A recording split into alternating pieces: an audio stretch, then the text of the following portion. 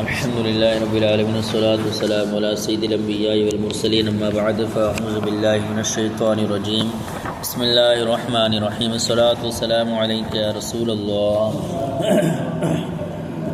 وعلى آلك وأصحابك يا حبيب الله الصلاة والسلام عليك يا نبي الله وعلى آلك وأصحابك يا نور الله نویت سنت الاعتکاف۔ پیارے آقا صلی اللہ تعالیٰ علیہ وسلم نے ارشاد فرمایا تم مجھ پر درود پاک پڑھو، اللہ تبارک و تعالیٰ تم پر رحمت بھیجے گا۔ صلو علی الحبیب صلی اللہ تعالیٰ علی محمد صلی اللہ تعالیٰ علیہ وسلم۔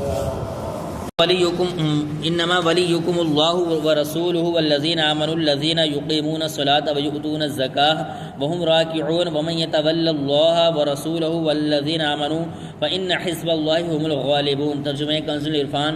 تمہارے دوست صرف اللہ اور اس کا رسول اور ایمان والے ہیں جو نماز قائم کرتے ہیں اور زکوٰۃ دیتے ہیں اور اللہ کے حضور جھکے ہوئے ہیں، اور جو اللہ اور اس کے رسول اور مسلمانوں کو اپنا دوست بنائے تو بے شک اللہ ہی کا گروہ غالب ہے۔ انما ولیکم اللہ ورسولہ والذین آمنوا، تمہارے دوست صرف اللہ اور اس کا رسول اور ایمان والے ہیں۔ گزشتہ آیات میں ان لوگوں کا بیان ہوا جن کے ساتھ دلی دوستیاں لگانا حرام ہے، ان کا ذکر فرمانے کے بعد اب ان کا بیان فرمایا جن کے ساتھ موالات واجب ہے۔ اس آیت مبارکہ کے متعلق حضرت جابر رضی اللہ تعالیٰ عنہ فرمایا کہ یہ آیت حضرت عبداللہ بن سلام رضی اللہ تعالیٰ عنہ کے حق میں نازل ہوئی۔ انہوں نے حضور صلی اللہ علیہ وسلم کی خدمت میں حاضر ہو کر عرض کیا، رسول اللہ صلی اللہ علیہ وسلم ہماری قوم نے ہمیں چھوڑ دیا اور قسمیں کھا لی کہ وہ ہمارے پاس نہیں بیٹھا کریں گے، اور دوری کی وجہ سے ہم آپ صلی اللہ علیہ وسلم کے اصحاب کی صحبت میں بھی نہیں بیٹھ سکتے۔ اس پر یہ آیت کریمہ نازل ہوئی کہ اللہ تعالیٰ اور اس کا رسول اور ایمان والے تمہارے دوست ہیں۔ تو حضرت عبداللہ بن سلام رضی اللہ تعالیٰ عنہ نے کہا، اللہ تعالیٰ کے رب ہونے پر، اس کے رسول صلی اللہ علیہ وسلم کے نبی ہونے پر اور مومنین کے دوست ہونے پر ہم راضی ہیں۔ آیت مبارکہ میں بیان کردہ حکم تمام مسلمانوں کے لیے عام ہے، سب ایک دوسرے کے دوست اور محب ہیں۔ وہم راکعون، اور اللہ کے حضور جھکے ہوئے ہیں۔ عربی گرامر کے اعتبار سے آیت مبارکہ کے اس جملے کے 4 معنی بیان کیے گئے ہیں۔ پہلا معنی یہ ہے کہ اللہ تعالیٰ کی بارگاہ میں جھکا ہوا ہونا مومنوں کی ایک مزید صفت ہے۔ دوسرا معنی یہ ہے کہ مومنین نماز قائم کرنے اور زکوٰۃ دینے کے دونوں کام خشوع اور تواضع کے ساتھ کرتے ہیں۔ تیسرا معنی یہ ہے کہ وہ تواضع اور عاجزی کے ساتھ زکوٰۃ دیتے ہیں۔ چوتھا معنی یہ ہے کہ وہ حالت رکوع میں راہ خدا میں دیتے ہیں۔ پہلا معنی سب سے قوی اور چوتھا معنی سب سے کمزور ہے، بلکہ امام فخر الدین رازی رحمۃ اللہ تعالی تفسیر کبیر میں اس کا بہت شد و مد سے رد کیا ہے اور اس کے بطلان پر بہت سے دلائل قائم کیے ہیں۔ یا ایھا الذین آمنوا لا تتخذوا الذين اتخذوا دينكم هزوا ولعبا من الذين اوتوا الكتاب من قبلكم والكفار اولياء واتقوا الله ان كنتم مؤمنين۔ ترجمہ کنز العرفان۔ اے ایمان والو، جن لوگوں کو تم سے پہلے کتاب دی گئی، ان میں سے وہ لوگ جنہوں نے تمہارے دین کو مذاق اور کھیل بنا لیا ہے، انہیں اور کافروں کو اپنا دوست نہ بناؤ، اور اگر ایمان رکھتے ہو تو اللہ سے ڈرتے رہو۔ الذین اتخذوا دینکم حزوا ولعبا، وہ لوگ جنہوں نے تمہارے دین کو مذاق اور کھیل بنا لیا ہے۔ اس آیت کا شان نزول یہ ہے کہ رفاعہ بن زید اور سوید بن حارث نامی 2 آدمی اظہار اسلام کے بعد منافق ہو گئے۔ بعض مسلمان ان سے محبت رکھتے تھے۔ اللہ تعالیٰ نے یہ آیت نازل فرمائی اور بتایا کہ زبان سے اسلام کا اظہار کرنا اور دل میں کفر چھپائے رکھنا دین کو ہنسی اور کھیل بنانا ہے، اور ایسے لوگوں اور ان کے علاوہ مشرکوں کافروں کو دوست بنانے سے بھی منع کر دیا گیا، کیونکہ خدا عز و جل کے دشمنوں سے دوستی کرنا ایماندار کا کام نہیں۔ اس پر مزید تفصیل اگلی آیت کے تحت موجود ہے۔ وَإِذَا نَادَيْتُمْ إِلَى الصَّلَاةِ اتَّخَذُوهَا هُزُوًا وَلَعِبًا ذَلِكَ بِأَنَّهُمْ قَوْمٌ لَا يَعْقِلُونَ۔ ترجمہ کنز العرفان۔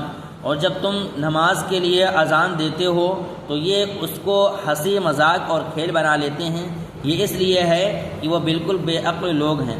وَإِذَا نَادَيْتُمْ إِلَى الصَّلَاةِ، اور جب تم نماز کے لیے اذان دیتے ہو۔ اس آیت کے بارے میں کلبی کا قول ہے کہ جب سرکار دو عالم صلی اللہ علیہ وسلم کا مؤذن نماز کے لیے اذان کہتا اور مسلمان اٹھتے تو یہودی ہنستے اور تمسخر کرتے۔ اس پر یہ آیت نازل ہوئی۔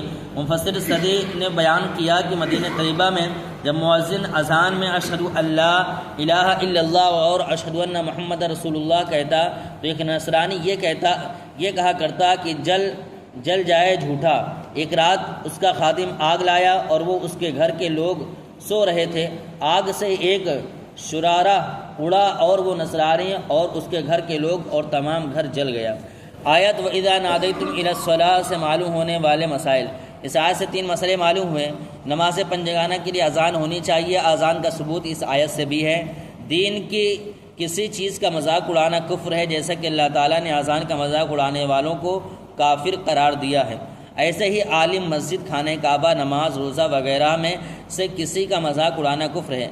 دینی چیزوں کا مذاق اڑانے والے احمق و بے عقل ہیں جو ایسے سفیہانہ اور جاہلانہ حرکات کرتے ہیں۔ دینی چیزوں کا مذاق اڑانے والوں کا رد۔ اس آیت میں دینی چیزوں کا مذاق اڑانے والوں کا کتنا شدید رد ہے۔ افسوس کہ جو کام یہودی اور منافق کیا کرتے تھے وہی کام مسلمان کہلانے والوں میں آتے جا رہے ہیں۔ نماز، روزہ، حج، زکوٰۃ، فرشتے، جنت، حوریں، دوزخ، اس کے عذاب، قرآنی آیات، احادیث نبوی، دینی کتابوں، دینی شعائر، عمامہ، داڑھی، مسجد، مدرسے، دیندار آدمی، دینی لباس، دینی جملے، مقدس کلمات۔ الغرض وہ کون سی مذہبی چیز ہے کہ جس کا اس زمانے میں کھلے عام فلموں، ڈراموں، خصوصاً مزاحیہ ڈراموں، عام بول چال، دوستوں کی مجلسوں، دنیاوی تقریروں، ہنسی مذاق کی نشستوں اور باہمی گپ شپ میں مذاق نہیں اڑایا جاتا۔ افسوس کہ مسلمان کہلانے والے اسلام کا مذاق اڑاتے ہیں۔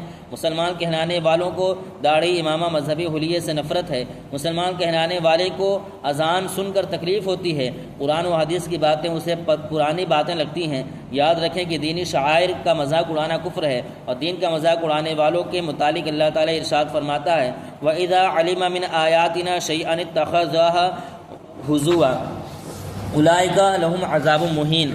ترجمہ کنز العرفان۔ اور جب ہماری آیتوں میں سے کسی آیت پر اطلاع پائے تو اسے مذاق بناتا ہے، ان کے لیے ذلت کا عذاب ہے۔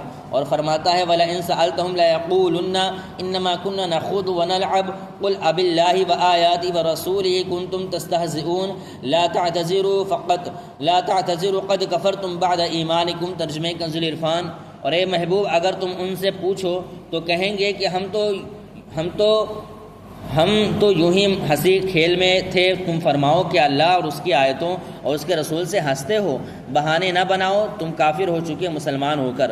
اور فرمایا وَذَرِ الَّذِينَ اتَّخَذُوا دِينَهُمْ لَعِبًا وَلَهْوًا وَغَرَّتْهُمُ الْحَيَاةُ الدُّنْيَا۔ ترجمہ کنز العرفان۔ اور چھوڑ دے ان کو جنہوں نے اپنا دین ہنسی کھیل بنا لیا اور انہیں دنیا کی زندگی نے فریب دیا۔ اللہ تعالیٰ مسلمانوں کو عقل سلیم عطا فرمائے اور ان آیات کو سامنے رکھتے ہوئے اپنی حالت پر غور کرنے اور اپنی اس روش کو تبدیل کرنے کی توفیق عطا فرمائے۔ آمین بجاہ خاتم النبیین۔ صلو علی الحبیب صلی اللہ تعالیٰ علی محمد صلی اللہ علیہ وسلم۔